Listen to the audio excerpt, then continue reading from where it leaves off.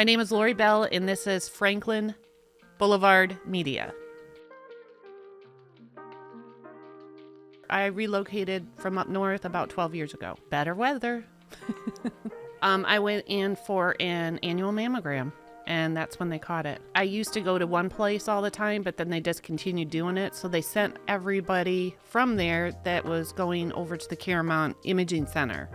And so I think it was kind of a blessing that I went somewhere different that year, and that's when I was diagnosed.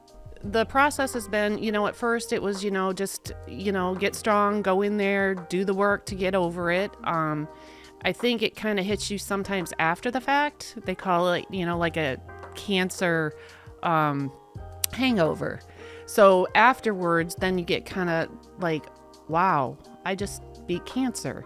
And then, with that gift, you're able to get the awareness out and be able to share it with other people and encourage women to go in and get their mammograms done and realize that this is really serious. But today is so much more advanced and so much better on the diagnostics, from pinpointing the type of cancer to the type of medicine you get to how many, they have it down to how many doses of chemo for this type of breast cancer with this size, with this background and everything, that they can really, you don't get this overall, chemo stuff that they used to do. And so it's very, very treatable, and they give you different medications to counteract some of the side effects. Some of the drugs that they gave me, it was like I felt like Superwoman. So it's like I felt better when I was going through chemo than when I wasn't. So yeah, it was and then having a lot of support groups, the lady in pink here in Gastonia, I got a wig from her the first year. It was July and August, so I didn't wear it, but it was a little hot. So yeah, that's just going through the different stages. Yeah, I use Gaston Cancer Services.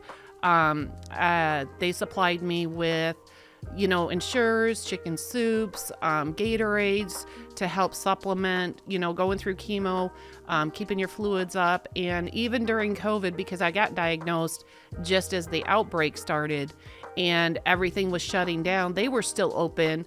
You called ahead, they put it all on the table outside. You could just go pick it up. They were inside, they'd wave at you. And so they were still there during all of that to help everybody. There are so many groups out there and support groups. And it's a matter of, maybe getting out of your comfort zone and reaching out and saying, I need some help. And, being able to talk to family and other things, other people, but until you can speak to people that really understand the emotions and the physical and everything that goes with having cancer, you need to find those support people. So I would usually encourage people to, reach out to people that you may not normally do. God spoke to me plenty of times, and he's the one that made me go get my checks. He's the one that, really supported and encouraged me to do these things. And that's all I want to do now, is to be able to encourage other women to know that you can get in the fight and you can win it. I had the breast cancer, and then it wasn't even a year later, I got diagnosed again with ovarian cancer. So I went through all of the chemo and everything twice. And no matter, even if I was treated in a different city, Gaston Cancer Services, I called them up and I said, can I still come there and get supplies if I need them? And they said yes. So it didn't matter if I was diagnosed in Gaston County or treated in Gaston County. At that time, I lived here. So I still had that support. And so, yeah, I'm very thankful for the people, the doctors, because when you do get diagnosed and you go to the doctors, they're the ones that make you feel good. And sometimes when you're cured and you're all better, you kind of feel alone because you miss those people that were there for you. And it's just like, a funeral. Everybody brings you the casserole, and then they go home and they go on with their life, and your casserole's gone, but you're still there. And so, it continues to go on, and it tends to become part of who you are. And then you go through some grieving of finding out that you're not the same person you were.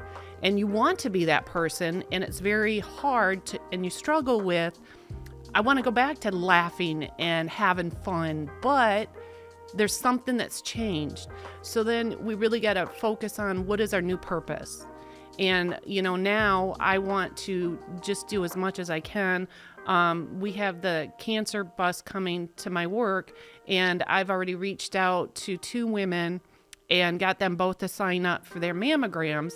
And where I work, they are big supporters of breast cancer awareness, and they have been amazing for me.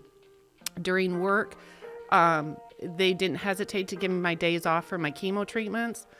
During COVID, they went extra steps to make sure I was quarantined, so that I wasn't, I was immune compromised. So they made special arrangements to take care of me, and a ton of support. It was amazing to have that support at work and see people and kind of watch through my journey and then see where I was and where I am now. That kind of support is really helpful too.